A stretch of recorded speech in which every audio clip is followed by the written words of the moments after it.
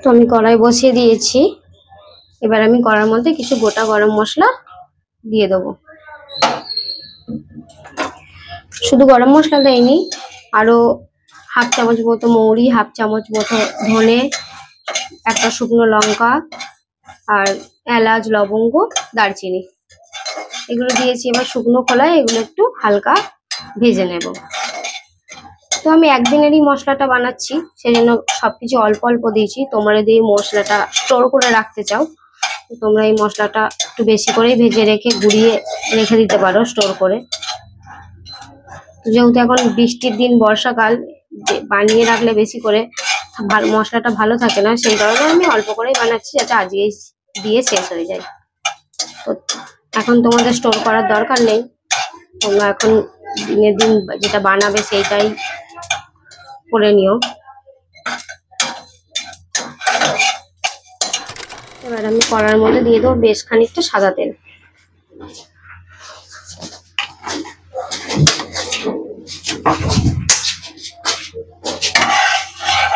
তো তেলটা একটু গরম হওয়া অবধি অপেক্ষা করবো। তো দেখবে বৃষ্টি পড়লে, বৃষ্টির দিনে আমাদের কিছু ভালো মন্দ খাওয়ার মন করে, সেই কারণে আজ আমি বানাচ্ছি হচ্ছে খাসির মাংসর কোরমা। তো কোরমার জন্য যেটা মাস্ট হচ্ছে পেঁয়াজ তোমাকে ভাজতে হবে অনেকটা পরিমাণে। তো সেটাই আমি পেঁয়াজ ভাজার জন্য আমি সাদা তেল দিয়ে দিলাম। তো তোমরা চাইলে সর্ষের তেলেও পেঁয়াজটা ভাজতে পারতে, তো আমি সাদা তেলেই ভাজছি। তো পেঁয়াজটা যখন তোমরা বেরেস্তার জন্য দেবে, তখন এইভাবে একটু ছাড়িয়ে দেবে, তাহলে প্রত্যেকটা লেয়ার পেঁয়াজের ভালোভাবে ভাজা হবে। কোনোটা কম ভাজা, কোনোটা বেশি ভাজা এমন হবে না। আর পেঁয়াজ বেরেস্তা করার সময় অবশ্যই পেঁয়াজটা সমানভাবে কাটতে হবে, যাতে সরু মোটা করলে কি হবে, মোটাটা ভাজা কম হবে, সরুটা ভাজা হয়ে যাবে। সেই কারণে তোমাদেরকে সমানভাবে চেষ্টা করবে, একটু সময় নিয়ে সমানভাবে পেঁয়াজটাকে কাটার।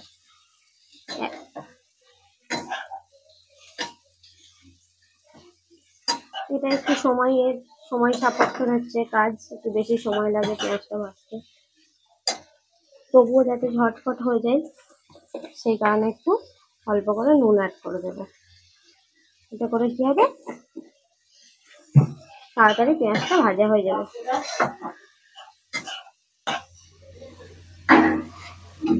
তো দেখো পেঁয়াজটা আমার অলরেডি ভাজা হয়ে গেছে, বেরেস্তার মতো করা হয়ে গেছে। এবার আমি পেঁয়াজটাকে তুলে নেব। এটা একটু ঠান্ডা হলে আরো একটু বেশি ভাজা হয়ে যাবে। তো এর থেকে বেশি ভাজতে গেলে পেঁয়াজটা তেতো হয়ে যাবে। তো তোমরা যখন ভাজবে এর থেকে বেশি ভাজার কোনো দরকার নেই। আর অবশ্যই এখানে যখন পেঁয়াজটা তুলবে, গ্যাসটাকে তোমরা অফ করে দেবে, তা না হলে তুলতে তুলতে বাকি পেঁয়াজটা পুড়ে যাবে। তো চলো আমি পেঁয়াজটাকে তুলে নিই।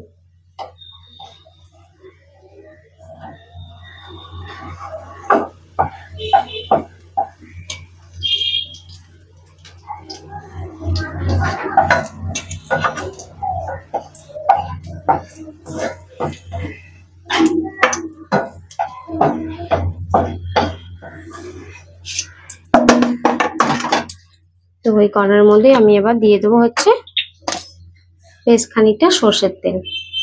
তো সাদা তেলটা আমি অল্পই দিয়েছিলাম, কারণ মটন রান্না সব সময় সর্ষের তেলেই ভালো হয়। আমি শুধু পেঁয়াজটা বেরেস্তা করার জন্য সাদা তেলে করলাম, তোমরা চাইলে ওটাও সর্ষের তেলে করতে পারো, অসুবিধা নেই। তো আমি বেরেস্তাটা সাদা তেলেই করে নিলাম। সর্ষের তেলে যেহেতু একটা ঝাঁঝ থাকে, তো বেরেস্তাতে ওই ঝাঁঝটা না হলেই ভালো হয়, সেই কারণে সাদা তেলে করলাম। তো তোমরাও সাদা তেলেও করতে পারো, সর্ষের তেলেও করতে পারো।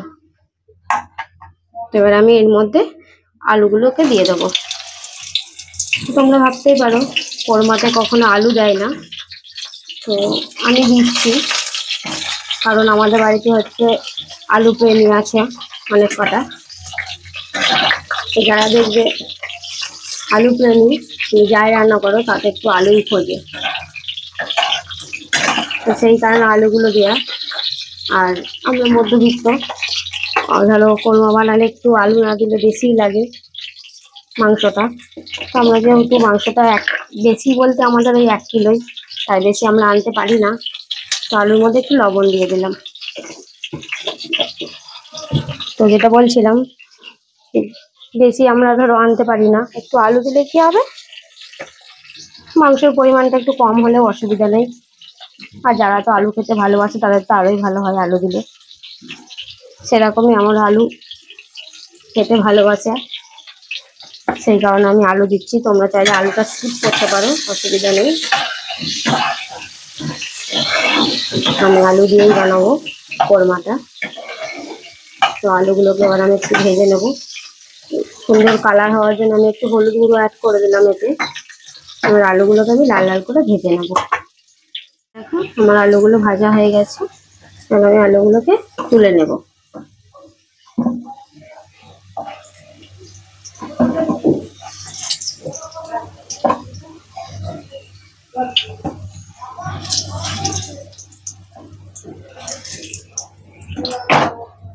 এবার ওই তেলের মধ্যে আমি দিয়ে দেবো হচ্ছে শুকনো লঙ্কা, তেজপাতা, আর হচ্ছে খুব সামান্য গোটা জিরে ফোড়নে দিয়ে দিলাম। ফোড়ন থেকে যখন হালকা গন্ধ ছাড়বে তখন তো আমি যে পেঁয়াজটা একটু ভেজে রেখেছিলাম বেরেস্তার জন্য, তো সেটা একটু কম ভেজে, পেঁয়াজটা একটু কম ভেজে একটু পেঁয়াজ আমি আগে তুলে রেখেছিলাম, সেই পেঁয়াজটা আবার দিয়ে দিলাম। আমার কাছে নেই,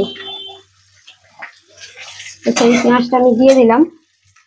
এবারে এটার মধ্যে খুবই একটা বেসিক মশলা, আদা রসুন বাটা, আদা রসুন কাঁচা লঙ্কা আমি মিক্সিতে বেটেছিলাম, তো সেটা আমি অ্যাড করে দেবো।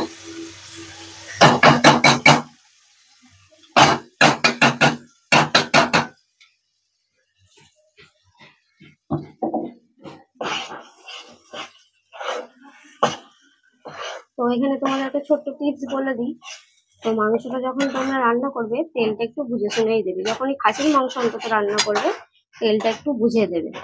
কারণ কি বলতো, যদি চর্বিওয়ালা মাংস হয় তো চর্বি থেকে দেখবে অনেকটাই তেল বেরোয়, তাহলে রান্নায় তেলটা অনেকটাই বেশি হয়ে যায়। তো তেল বেশি হয়ে গেলে বাড়িতে যারা বয়স্ক আছে তাদের একটু খেতে অসুবিধা হয়। সেই কারণে তোমরা যখনই খাসির মাংস রান্না করবে, তো চর্বিযুক্ত মাংস হলে সবসময় তেলটা বুঝে দেবে, তেলটা একটু অল্পই দেবে। আমার তো আজ এই মাংসটা চর্বি একটু বেশি আছে, সেই কারণে তেলটা আমি অল্প দিলাম। এটা তুমি একটু বেশি বুঝেই দেবে। তো এটাকে চলো আমি একটু ভাজা ভাজা করে নিই। দেখো মশলাটা আমার একটু ভাজা ভাজা হয়ে গেছে, এবার আমি কিছুটা গুঁড়ো মশলা এর মধ্যে দিয়ে দেবো। যেমন হলুদ গুঁড়ো দিয়েছি, জিরে গুঁড়ো দিয়েছি, আর ধনে গুঁড়ো দিয়েছি।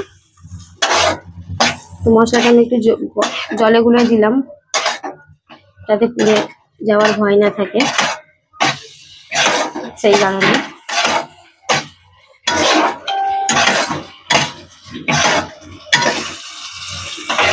তো আবার আমি মশলাটাকে ভালো করে কষিয়ে নেব।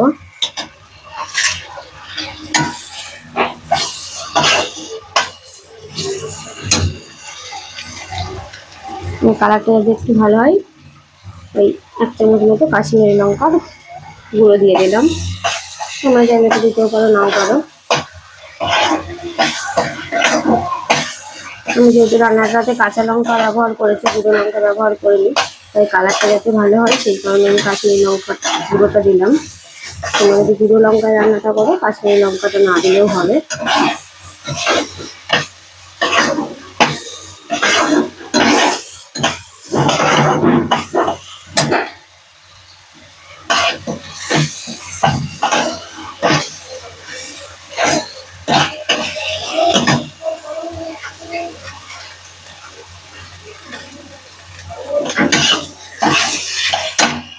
গুঁড়ো মশলাটা দেওয়ার পরে দেখো মশলাটা অনেকটাই ভাজা ভাজা হয়ে গেছে। এবার আমি এর মধ্যে অ্যাড করে দেবো মাংসটা।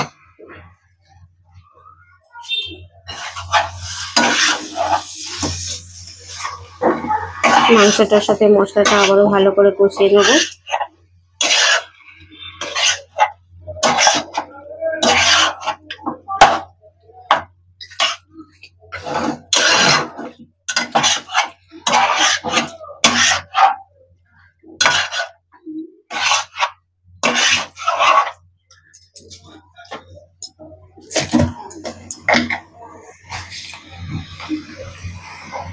এবার তুমি পরিমাণ মতো নুন দিয়ে দেবো।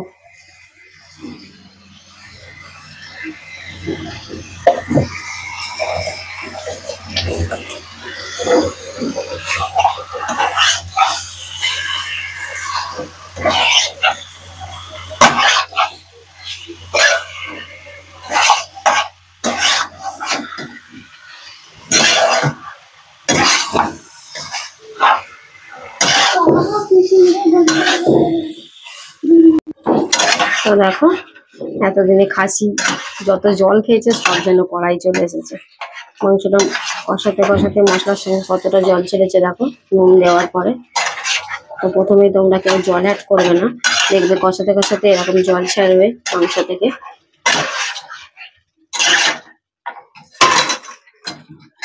আমি এর মধ্যে দিয়ে দেবো হচ্ছে কেটে রাখা টমেটো।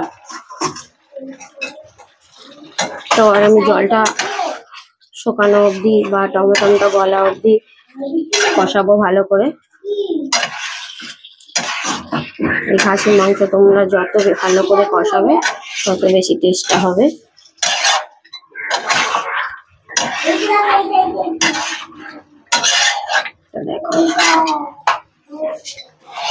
তো দেখো মাংসটা কষিয়ে পুরো জলটা শুকিয়ে গেছে, পুরো ভাজা ভাজা হয়ে গেছে।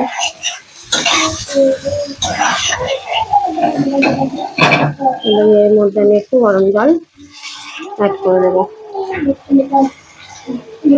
অল্প করেই দিলাম। আবার আমি এই জলটার সাথে মাংসটা ভালো করে কষিয়ে নেব।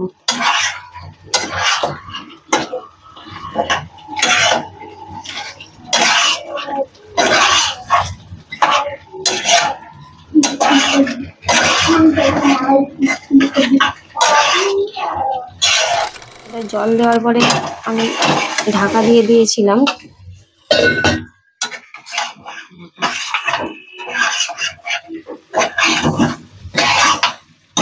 ওরকম ভাবে দুবার জল দিয়ে ভালোভাবে এরকম ভাজা ভাজা করে কষিয়ে নিয়েছি।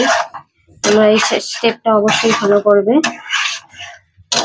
তাহলে মাংস কষানোটা ভালো হবে এবং যে আমরা পেঁয়াজ ভাজাটা দিয়েছিলাম সেই পেঁয়াজ ভাজাটা ভালোভাবে গলে যাবে। জল দিয়ে তোমরা যদি মাংসটা দুবার তিনবার অল্প অল্প জল দিয়ে কষিয়ে নাও তাহলে মাংসের গ্রেভিটা খুব ভালো হবে, মাংসের কষানোটাও ভালো হবে। মাংসটা ধরো 80% এখানেই কষাতে কষাতেই সিদ্ধ হয়ে যাবে তোমাদের। তো আর আমি কষাবো না, কষানো হয়ে গেছে। এবার আমি এর মধ্যে গরম জল দিয়ে দেবো।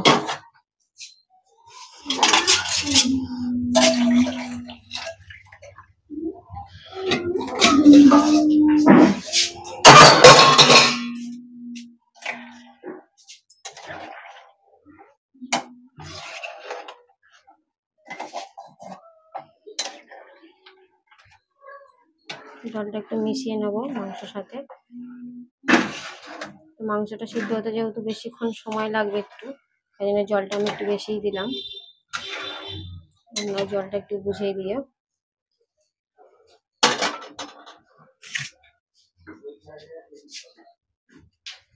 এবার আমি ভেজে রাখা আলুগুলোও দিয়ে দেবো এর মধ্যে।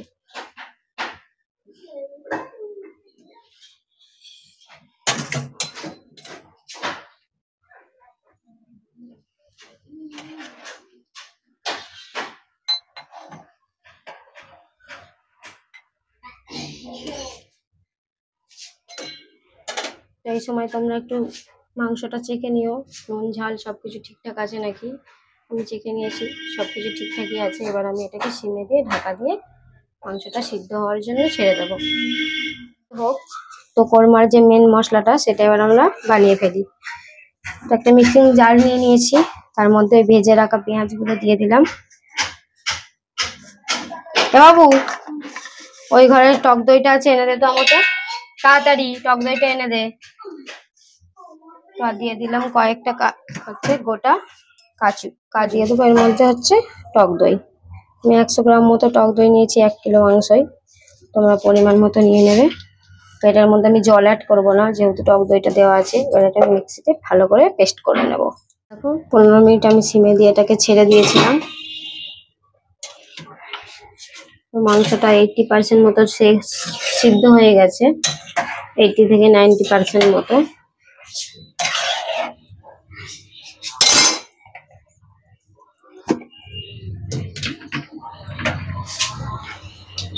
তো এবার আমি টক দইটা অ্যাড করে দেবো এর মধ্যে। যে পেস্টটা আমি করে রেখেছিলাম টক দই পেঁয়াজ এইসবের,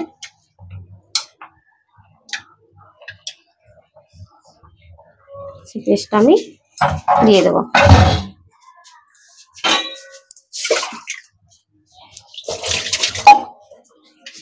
এটা আমি ভালো করে এর সাথে মিশিয়ে নেবো মাংসের সাথে।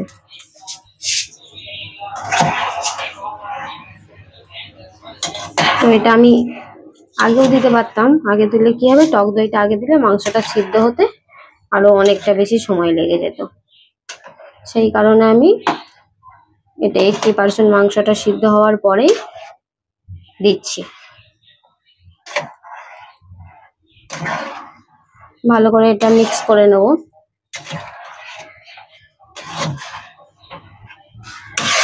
তো তোমরাও এই টিপসটা ফলো করবে। 80% যখন মাংসটা সিদ্ধ হয়ে যাবে তো তোমরা তখনই এটা দেবে, দইটা দেবে।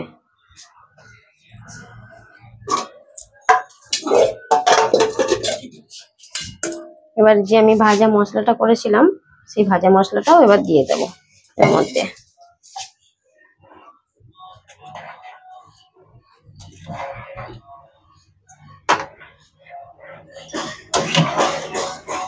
এই ভাজা মশলাটা এটাতে মাস্ট, এটা কেউ স্কিপ করবে না, এটা দিতেই হবে। এটা দিলে খুব দারুণ একটা আলাদাই টেস্ট হয় মাংসটাতে।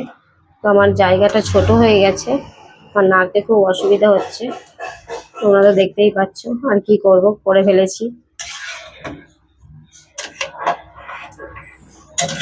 তোমরা তো মটন অনেক রকম ভাবে রান্না করো, এরকম ভাবে একবার রান্না করে দেখো, অসাধারণ টেস্ট হয়।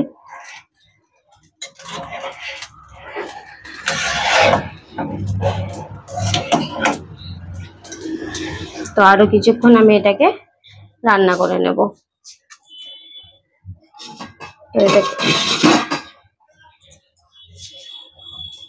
আর আমি ঢাকা দেব না,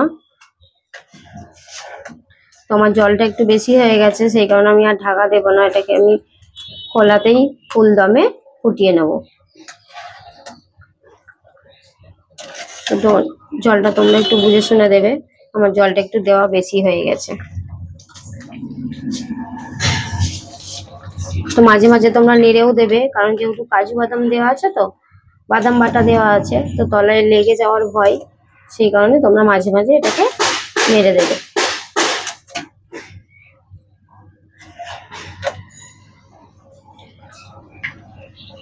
তো চলো, রান্নাটা কমপ্লিট হওয়ার পরে আবারও তোমাদের দেখাচ্ছি। তো দেখো বন্ধুরা, কাজু আর দই পেঁয়াজের পেস্টটা দেওয়ার পরে আমি জলটা শুকিয়ে নিয়ে পুরো মাংসটাকে আবার সেই কষানোর মতো করে ফেলেছি। তো এই রান্নাটা একটু সময় সাপেক্ষ, সময়টা অনেকটাই লাগে, প্রায় 2-3 ঘন্টা লেগে যায়। তো তোমরা যেদিন বানাবে সেদিনকে একটু হাতে সময় নিয়েই বানাবে, ঠিক আছে? তাহলে এইভাবে এই প্রসেসে করলে রান্নাটা একটু তোমার টেস্টটা আরো ভালো হয়। এই মটন কোরমার টেস্টটা তোমরা পারফেক্ট পাবে। তাই একটু হাতে সময় নিয়ে এইভাবেই করবে। তোমরা যদি আগে ওই পেস্টটা দিয়ে তোমরা যদি করতে, তাহলে একটু সময়টা কম লাগতো, কিন্তু পারফেক্ট টেস্টটা হতো না। আর তোমরা যদি মটনের পরিবর্তে চিকেন দিয়ে করো, তো তখন তোমরা কষানোর সময় ওই পেঁয়াজ দই কাজু বাদামের পেস্টটা তোমরা তখন দিয়ে কষিয়ে রান্নাটা করে নিও। ওটা যেহেতু আমি মটন করছি, তাই জন্য আমি এইভাবে করলাম, তোমরাও এইভাবে করে নিও। তো আমার মটন অলরেডি পুরোপুরি সিদ্ধ হয়ে গেছে। এবার আমি এটাতে বেশি জল দেব না, একদম এই স্টেপে তোমাদের একদম ফুটন্ত গরম জল দিতে হবে, তাও খুবই সামান্য। তোমরা যতটা গ্রেভি রাখবে ঠিক ততটাই দেবে। দেখতেই পাচ্ছ আমি একদম ফুটন্ত গরম জল দিলাম। এইটা তোমার করার পরে আর বেশিক্ষণ তোমাদের ফোটাতেও হবে না, বেশিক্ষণ তোমাদের রান্না করতে হবে না। তোমরা জাস্ট যতটা গ্রেভি রাখবে সেই অনুযায়ী তোমরা জলটা এখানে অ্যাড করবে, তাও আবার ফুটন্ত গরম জল। কেউ কখনোই এই স্টেপে ঠান্ডা জল অ্যাড করবে না, তাহলে টেস্টটা একদমই ভালো হবে না, ঠিক আছে? তো আমি এতটাই গ্রেভি রাখবো, সেই কারণে আমি এতটুকুই জল দিলাম। তো এটা শুধু একটুখানি সামান্য ফোটাবো, দিয়েই আমি নামিয়ে নেব। সামান্য একটু জাস্ট ফোটাবো। তো আমার রেসিপিটা যদি তোমাদের ভালো লাগে, তো সকলকে ওদের কাছে একটাই অনুরোধ, অবশ্যই তোমরা আমার রেসিপিটা ট্রাই করো। আর যদি ভালো লাগে আমার ভিডিওগুলো, তো লাইক, কমেন্ট, শেয়ার, একটা সাবস্ক্রাইব করে দিও, ঠিক আছে? তো আমি আর এটাকে ফোটাবো না বেশি, আমার অলরেডি ফুটেই গেছে দেখতে পাচ্ছ। তো এবার আমি ফিনিশ করার আগে জাস্ট কয়েক টুকরো কাঁচা লঙ্কা এর মধ্যে অ্যাড করে দিলাম।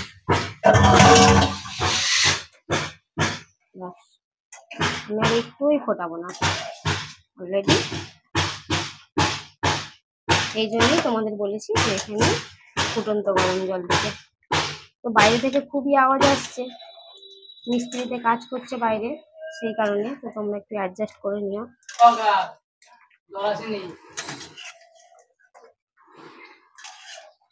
তো আমার রান্না অলরেডি কমপ্লিট।